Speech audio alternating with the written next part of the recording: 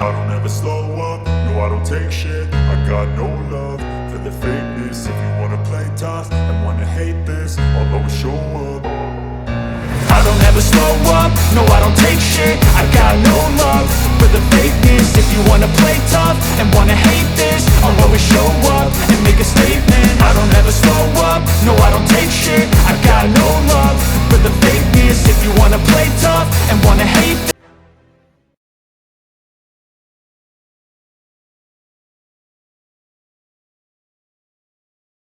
Howdy everyone, it's me once again, the one and only Killerrodan, and today I'm doing a top 10 list this time around once again. And the fact I'm in this insane asylum is not a good sign. And if you've been around me quite a few times, the thing is I do enjoy me some comic books. I don't care what studio is making it or what publishing company is making these comics. DC, Marvel, I really don't care. If it's a good book, I'll take a look at it. So yeah folks. And that's probably the main theme of this particular video, folks. And that's the thing, I definitely own quite a few comic books. Oh boy, so many of them. I mean, I say a lot, I do mean a lot. So for this particular case, I want to talk about and do a top 10 list for a particular comic book movie. I'll be doing top 10 plot holes in Batman v Superman: Dawn of Justice. Yes, I'm referring to the Ultimate Edition version that came out on Blu-ray and DVD, folks.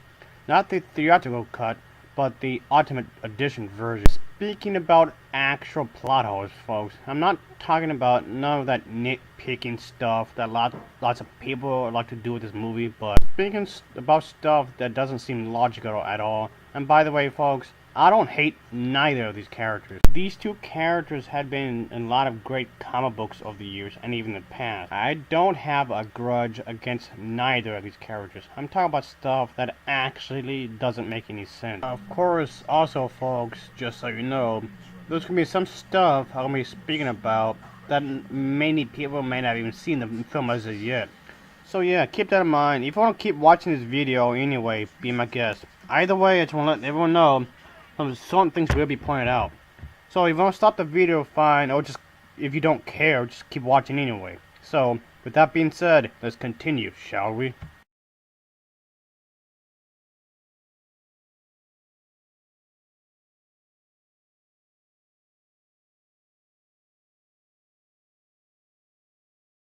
Taking place after the film Man of Steel, which was meant to start off the DC Expanded Universe. In this film, General Zod is dead. So why didn't the United States government just use his body as a way to study the Kryptonians? The fact that this never happened during the entire film makes no sense at all. You'd think this would have been a great way to study alien life from outer space. Well, when you think about this kind of a thing, yeah, you missed a perfectly good opportunity to study about life and whatnot.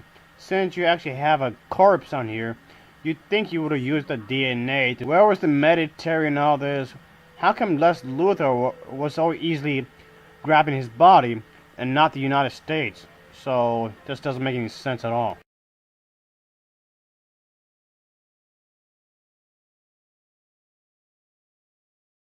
What was the actual point for this character to be in this film?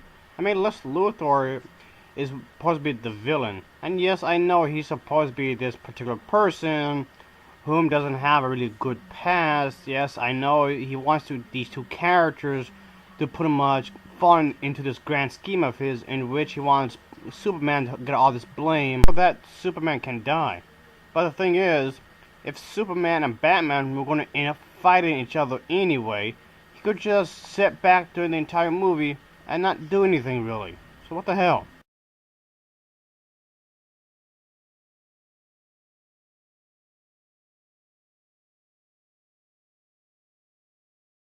Just to clear things up, folks, there's been multiple different versions of the character over the years.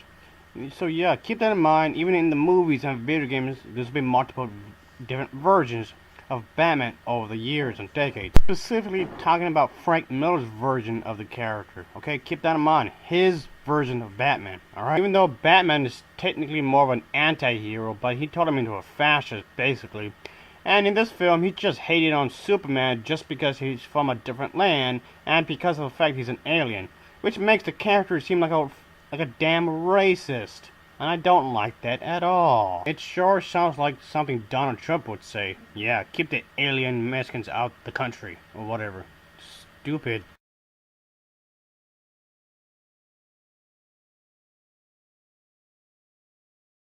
This question is again in regards of Lex Luthor. And yes, I know the idea here is to frame Superman to make him look like he's the bad guy when he really isn't.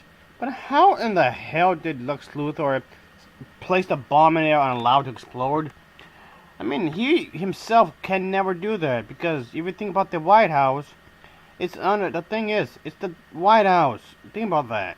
How did he do that? Yeah, it's under a 24-hour surveillance. He would have got his ass arrested right then and there.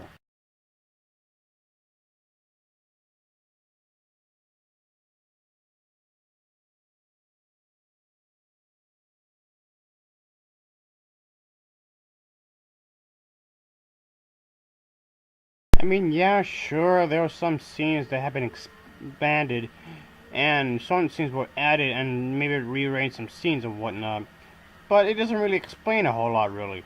I mean, yeah, Lex Luthor gets a few more backstory scenes with his father and whatnot, so that he has there's dysfunctional daddy issues, but that doesn't mean anything. But it has nothing to do with Batman, it has nothing to do with Wonder Woman, and it has nothing to do with Superman.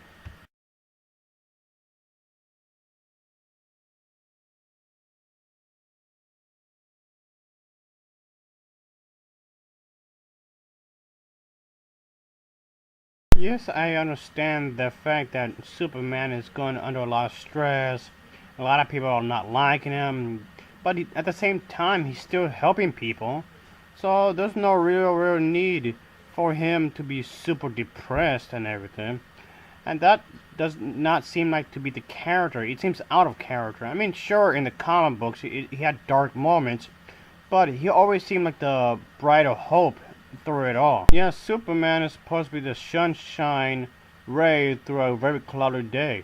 I never got the sense of that in this movie.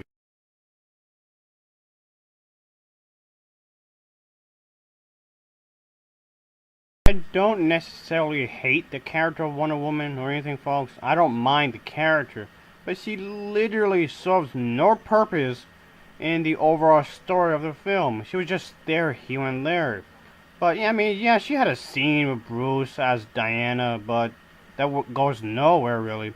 But doesn't really do anything towards the end of the film, where she had to fight that big ugly monster.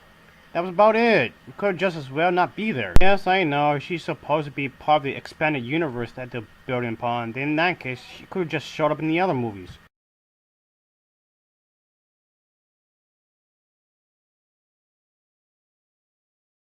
In the Ultimate Edition, we get to see that there's more of this particular sequence in the very beginning of the film, where we see this group of terrorists whom are being under investigation, so to speak. But it just seems rather pointless, because after this particular opening sequence of the film, we don't really see much of them. I mean, yeah, here and there, but that was about it. I never understood what was the entire point of this, folks. It just came off, it just an excuse just to have some action sequences. That was it. So just some action stuff. That was about it. And I didn't like this at all, folks. Yeah, I know they were supposed to be terrorists, but whatever. Yeah, I know it's supposed to be a part of the whole framing Superman to make him look like the bad guy, but even then it seemed rather pointless.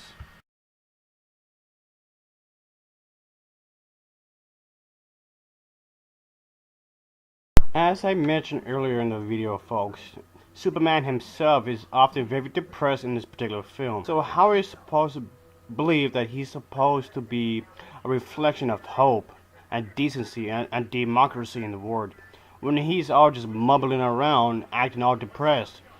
And that doesn't make any sense. That seems out of character. I mean, don't get me wrong. In the comics, Superman himself does feel sad at times, sure. But that's not his defining point. So give me a break here. Yes, I know in real life there's plenty of terrible things that's going on right now. Like, for example, is the Fox News station still up for some reason? The whole pollution problem that we're still having for some reason. And also there's some groups out there are still around as well. Oh boy. Bill O'Reilly is a crook as far as I'm concerned, and he's still in the news. Yeah, and Michael Bay keeps making terrible movies. Donald Trump is acting like a damn dictator. There's nurses who are really stressed out. So yeah, Superman should have been the light of hope, which he never was in this movie. So what the hell?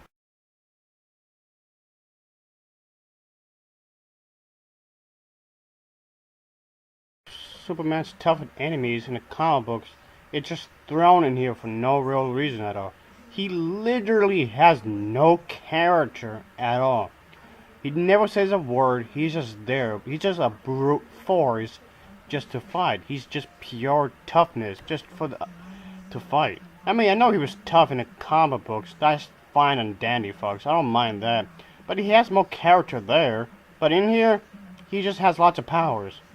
And that's about it. There's nothing about this character that's special. I can't even call him a character. Doomsday is not even a character, folks. There's no way I can possibly describe him as other than just he's very powerful. That's it. Doomsday is just powerful. He's not even one-dimensional. So, damn it, Mr. Monkey. This is a bad movie. I'm not going to buy this on Blu-ray. I've already made that mistake once.